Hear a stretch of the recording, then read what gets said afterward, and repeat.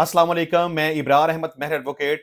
आज हम दो मुख्तलिफ केसेस के ऊपर बात करेंगे। एक केस तो आज सुप्रीम कोर्ट की अदालतों में ज़ेर समाअत था, जिसमें एक क्वेश्चन ये था कि आया कि नाअहली की मुद्दत 5 साल होगी या कि ताहयात होगी, क्योंकि ऑलरेडी इसके ऊपर सुप्रीम कोर्ट ऑफ पाकिस्तान का पनामा केस में ये फैसला आ चुका हुआ है, जिसमें नवाज शरीफ को ताहयात अदालतों ने नाअहल किया था। लेकिन उसके बाद एक इलेक्शन एक्ट आ गया, जिसमें ताहियात नाअहली की मुद्दत 5 साल डिटरमिन कर दी गई। अब सुप्रीम कोर्ट ऑफ पाकिस्तान के पास ये सबसे बड़ा क्वेश्चन ये है कि अब ताहियात नाअहली कितनी होगी।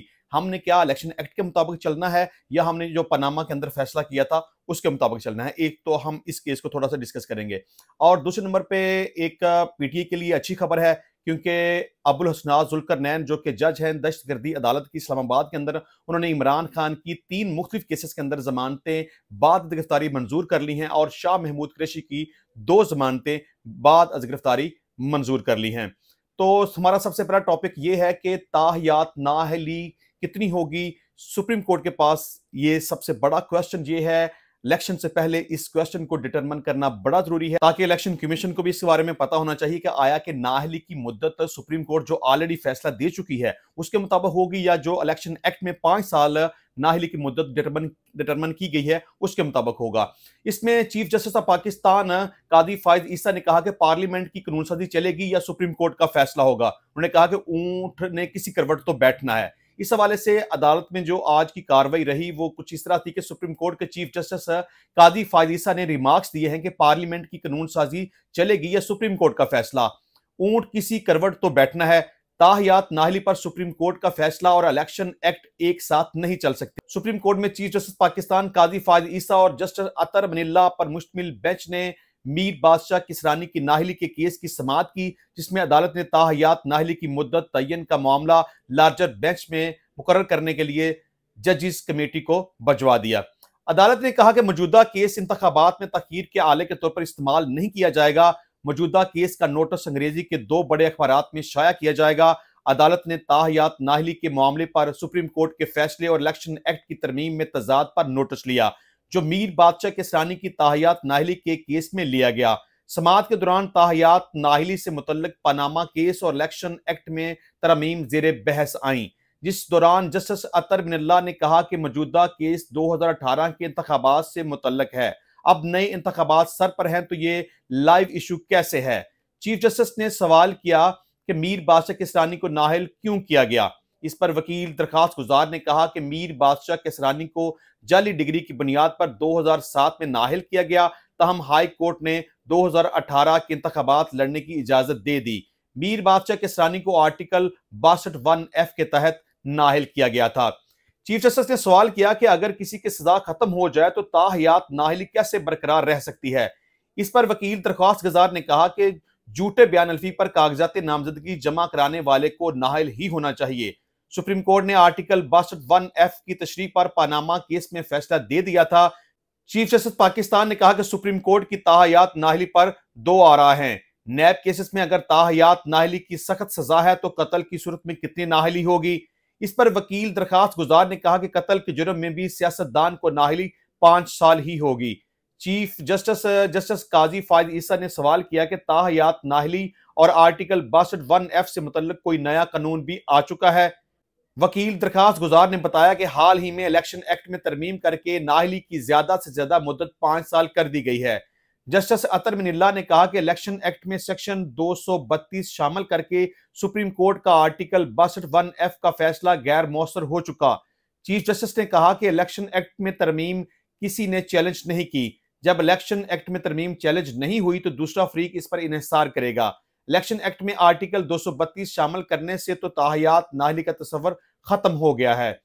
चीफ जस्टिस कादी फायद ईसा ने कहा कि इंतखाबात सर पर हैं। रिटर्निंग अफसर, इलेक्शन ट्रिब्यूनल और अदालतें इस मुकमसे में रहेंगी कि इलेक्शन एक्ट पर इन्हिसार करें या सुप्रीम कोर्ट के फैसले पर। चीफ जस्टिस ने कहा कि आर्टिकल 62(1)(f) के तहत नाअहली की मुद्दत पर आइन खामोश है। आर्टिकल 63(1)(g) में पाकिस्तान की तबाही करने वाले की नाअहली 5 साल है। आर्टिकल 63(1)(h) में अखलाकी जराइम पर नाअहली 3 साल है। असल नाअहली तो आर्टिकल 63 में है।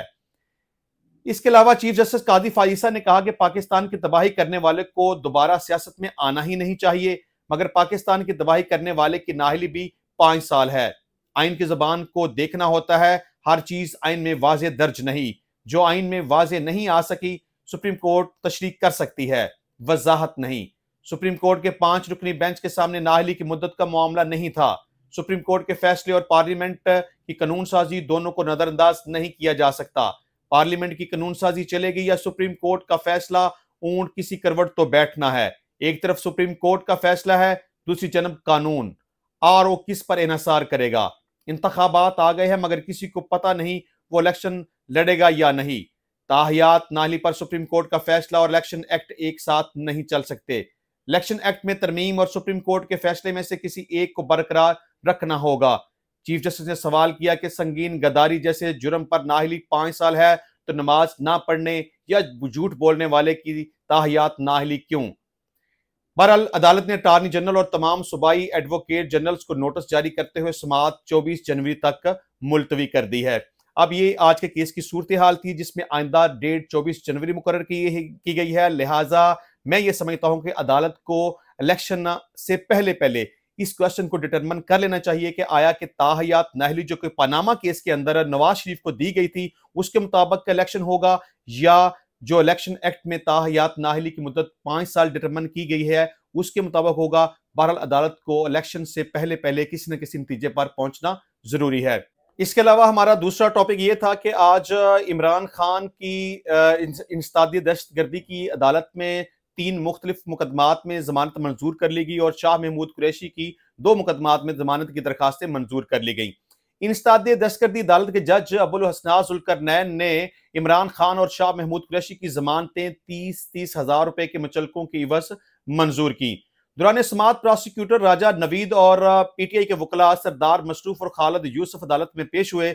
जज ने कहा कि शाह महमूद कुरैशी और इमरान खान की जमानतें मंजूर की जाती हैं। प्रोसिक्यूटर राजा नवीद ने अदालत को बताया कि पीटीआई रहनुमाओं ने जानबूझकर एहतजाज करवाया। इमरान खान ने अवाम को वर्गलाया और इश्तिआल पैदा करने की कोशिश की। पीटीआई रहनुमाओं को गैर जरूरी नरमी नहीं दी जा रही। उन्होंने अदालत से इस्तदा की कि शाह महमूद कुरैशी और इमरान खान की जमानतें खारिज की जाएं। जज ने प्रोसिक्यूटर से इस्तफसार किया कि शाह महमूद कुरैशी और इमरान खान मौका पर तो मौजूद नहीं थे। प्रोसिक्यूटर राजा नवीद ने बताया कि शाह महमूद कुरैशी और इमरान खान मौका पर मौजूद नहीं थे, जिस पर जज अबुल हसनाज जुल्करनैन ने कहा कि दीगर शरीक मुल्ज़मान की जमानतें कंफर्म हो चुकी हैं। ये ऑलरेडी इसमें दीगर जो मुल्ज़मान थी उनकी जमानतें भी कंफर्म हो चुकी हुई हैं और कानून ये कहता है कि जब किसी एक मुल्ज़म की किसी एक मुकदमा में जमानत मंजूर हो जाए तो दूसरे मुल्ज़मान की जमानत भी असूल मुसावात जिसको रूल ऑफ कंसिस्टेंसी कहते हैं के मुताबिक जमानतें मंजूर हो जानी चाहिए। तो बहरहाल आज ये पीटीआई के लिए अच्छी खबर थी। इसमें इमरान खान की 3 जमानतें और शाह महमूद कुरैशी की 2 जमानतें मंजूर हो चुकी हैं। इंशाल्लाह मिलेंगे नेक्स्ट टाइम नए वीडियो में नए टॉपिक के साथ। तब तक के लिए मुझे इजाजत दीजिए। अल्लाह हाफिज।